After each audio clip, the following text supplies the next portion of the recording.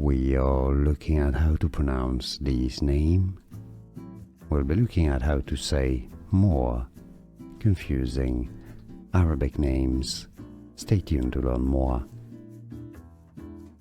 In Arabic it's said as Yasir, Yasir. In English, similarly, Yasir. We are looking at how to pronounce this name. We'll be looking at how to say more confusing Arabic names. Stay tuned to learn more.